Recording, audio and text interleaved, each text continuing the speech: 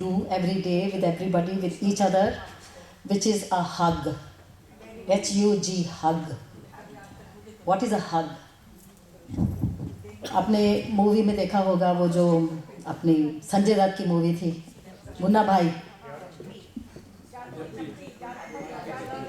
What's going on? Can we, Davanji, can you please sit?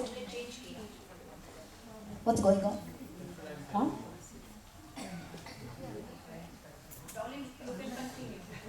Yeah, but this is lot of disturbance. बैठ जाइए ना. Thank you, thank you. So, sorry.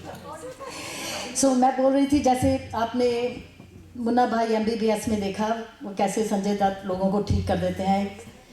किससे करते हैं? जादू की जफ्फी. Yes. So I'm going to talk about how hug helps us. What is a hug and how it helps us. Okay.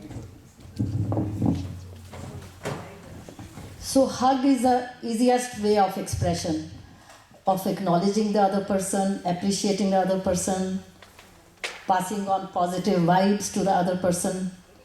So that's the easiest way to acknowledge. In our day-to-day life, we are so busy, rushing in and out.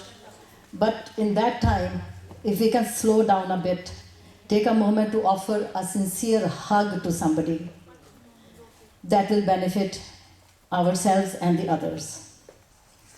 So how long a hug is usually? Usually when we hug a person, it lasts about 3 seconds. But according to research, a long hug has very therapeutic effects on both the giver and the receiver.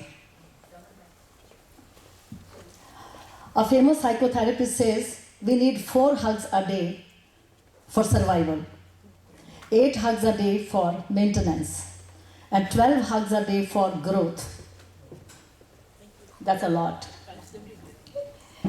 Benefits of hugs are, when you hug somebody, your chest comes under pressure.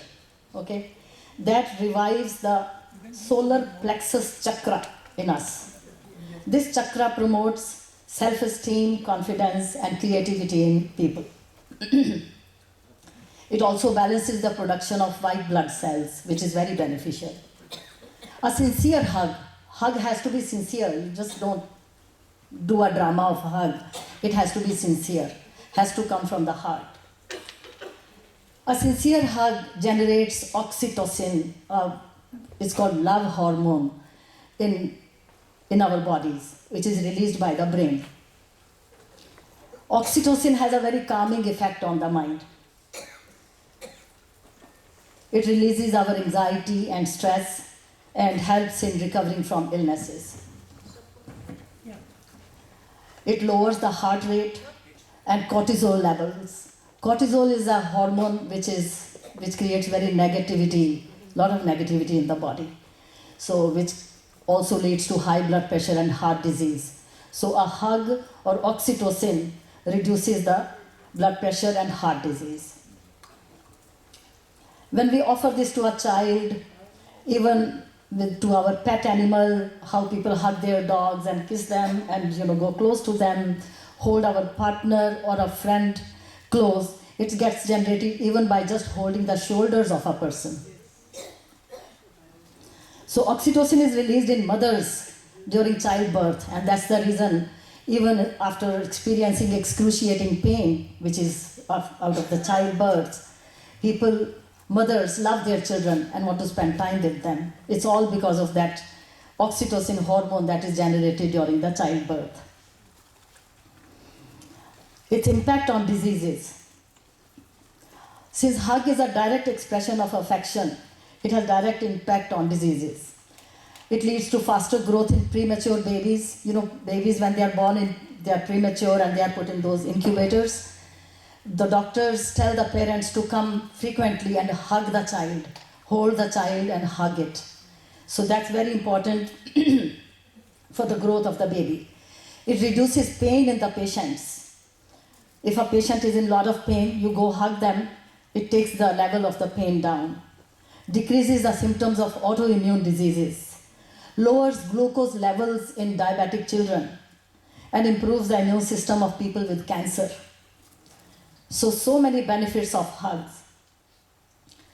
It also generates dopamine and serotonin, which are again very positive hormones in the body. So hug as much as possible. Hug your loved ones, friends, children, your pet, and improve your own health and the health of others. In the end, last but not the least, everybody must have heard about Amma.